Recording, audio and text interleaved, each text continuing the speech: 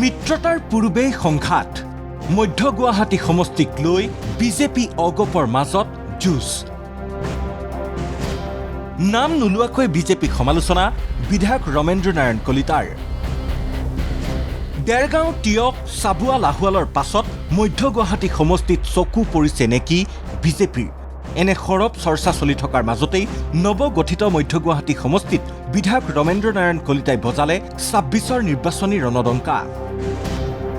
অসম গণ পৰিষদৰ সংকল্প সমাৰোহ অনুষ্ঠিত কৰি দেখুৱালে নিজৰ শক্তি সংকল্প সমাৰোহতেই বিধায়কগৰাকীয়ে আওপকীয়াকৈ মধ্য গুৱাহাটী বিধানসভা সমষ্টিৰ বিজেপিৰ প্ৰাৰ্থিত্ব প্ৰত্যাশীক দিলে উত্তৰ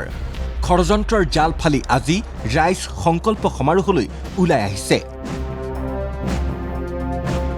এটা সৰ্বভাৰতীয় ৰাজনৈতিক দলে অপপ্ৰচাৰ কৰিছিল যদিও সফল নহল এটা সৰ্বভাৰতীয় ৰাজনৈতিক দলে আমাৰ সমষ্টিৰ বিভিন্ন অঞ্চলত বিভিন্ন অপপ্ৰচাৰ অব্যাহত ৰাখিছিল এই বুলিও কোৱা হৈছিল যে যদি আজি আপোনালোকে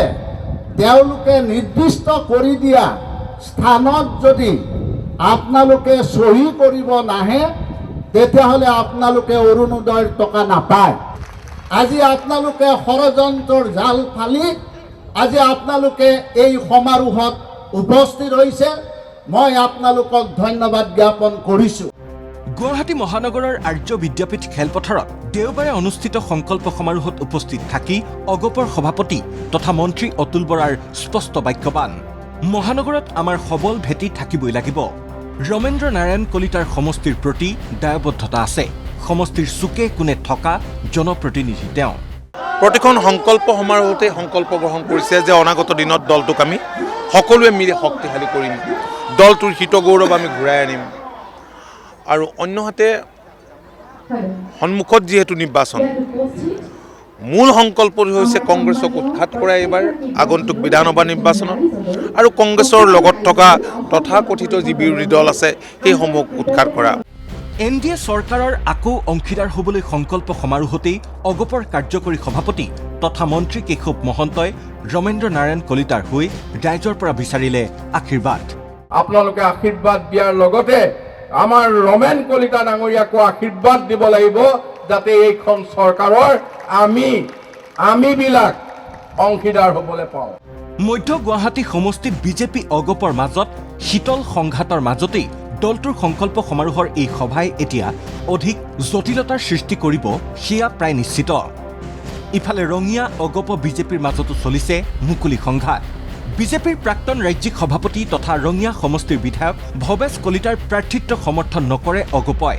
ৰঙিয়া অগপৰ কাৰ্যনিৰ্বাহক সভাত এই সিদ্ধান্ত দলীয় নেতৃত্বৰ কিয়নো বিগত 10 বছৰে বিধায়ক ভৱেশ কলিতাই অগপৰ কৰ্মীক গুৰুত্ব নিদিয়াৰ অভিযোগ উঠিছে যোৱা 10টা বছৰত অসম গণ পৰিষদৰ দলীয় কৰ্মীসকলৰ আজি খুব জন্ম হৈছে ঘৃণাৰ সৃষ্টি হৈছে আমি অসম গণ পৰিষদৰ ৰঙিয়া সমষ্টিৰ কৰ্মীসকলে যোৱা 10টা বছৰত আমি একো নাপালোঁ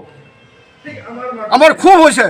আমি নীতিত আছোঁ আদৰ্শত আছোঁ কেন্দ্ৰীয় সমিতি আমি সিদ্ধান্ত মানি তেওঁক সহায় কৰিছোঁ কিন্তু আজি 10 বছৰৰ পিছত আমি অংক কৰিছোঁ আমাৰ দলীয় কৰ্মীসকলে নেতা কৰ্মীসকলে অংক কৰিছে ভাবিছে তেওঁলোকে উলিয়াই লৈছে যে আমি যোৱা 10 বছৰত বিধায়কজনৰ পৰা একো নাপালোঁ মুঠৰ ওপৰত ২৬ৰ বিধানসভা নিৰ্বাচনত অগপ বিজেপিৰ আসন চূড়ান্ত ভাগ বাটোৱাৰাৰ পূৰ্বে ঠায়ে ঠায়ে দলীয় কৰ্মীসকলৰ মাজত সৃষ্টি হৈছে মতানৈক্যৰ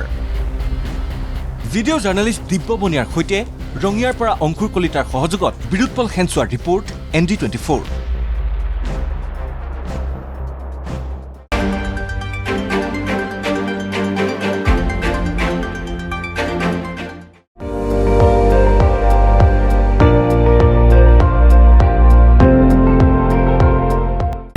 আপুনি চাই আছে ND24